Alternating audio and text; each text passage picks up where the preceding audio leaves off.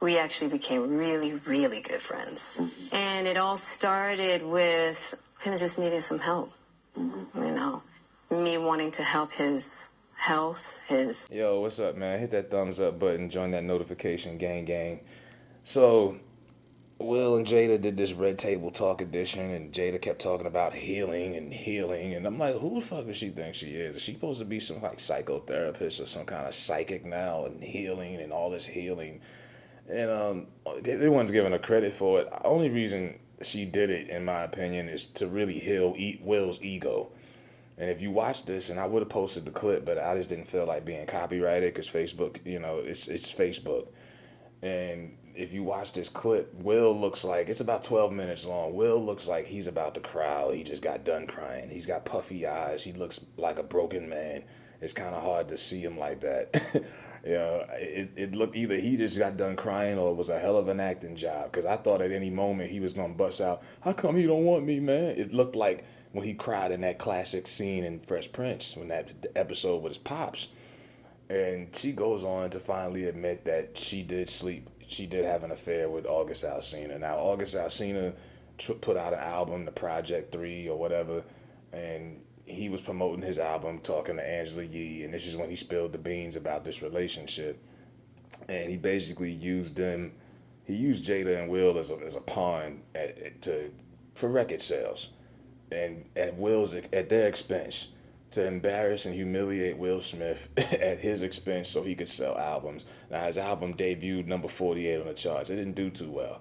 So he didn't really get anything out of this. August still hasn't been able to revitalize his career.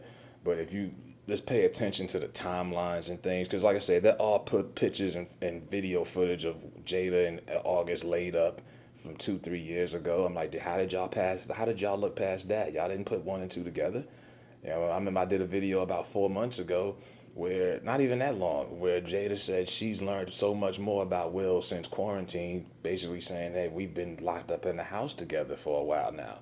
Basically, she's telling you we haven't been intimate or really around each other long in the last few years. And in this interview, she goes on and they both admit that at one point they were both unhappy so much that they had gotten separated.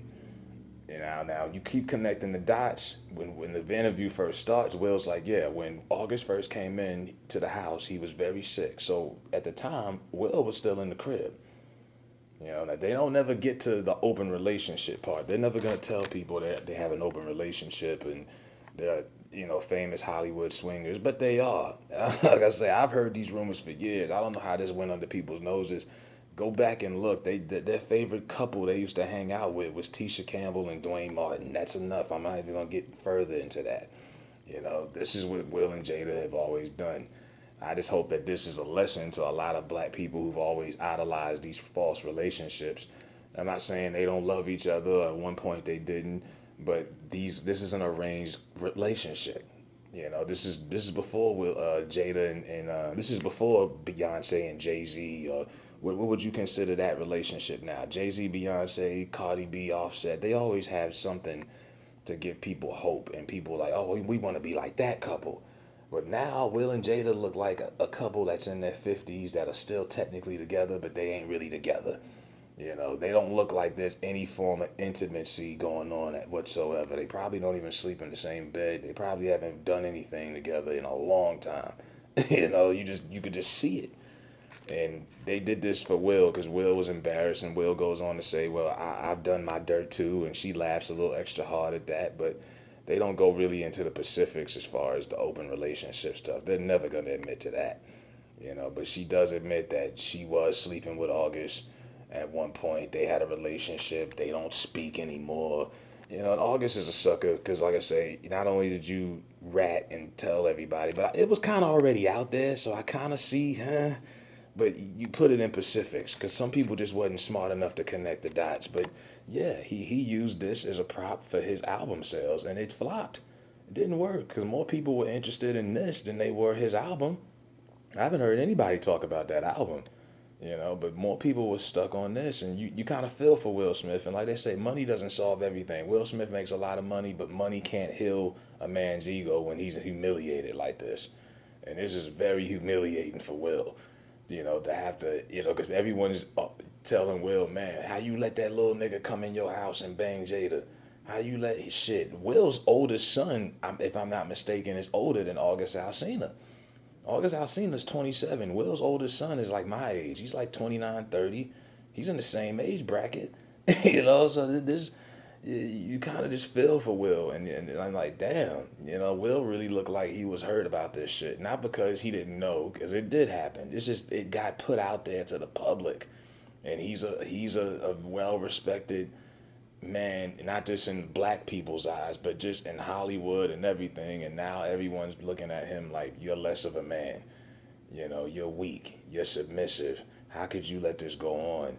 And they made a Facebook episode about it. Red Table Talk. She had to give Will some healing, but she made it seem like she was giving herself healing. Like I say, I just hope y'all just, like I say, stop fucking idolizing these damn couples. They're not what you all think. They're put together. This is all put together like quarterback, football team, cheerleader. You put them together and it works. It always works. And people fall for the bait because people are gullible, and they go on and they finish it off with some corny quote, like they kind of take the Bad Boys Martin and Will thing, ride together, die together, bad marriage for life. I'm like, oh, that was really cringy. That was really corny, but it is what it is. I really wish I could have put the clip out, but I just don't feel like dealing with copyright infringement and all that. But it's on Facebook. I'm pretty sure you can find it on YouTube. Somebody who's down to put it out there, put it out there. But it is what it is. I'm just glad it's over with now. We can move on. We got to get back to what's really going on, the real issues that we got, and we can move on from this silly shit. So yeah, let's move the fuck on and get it over with already.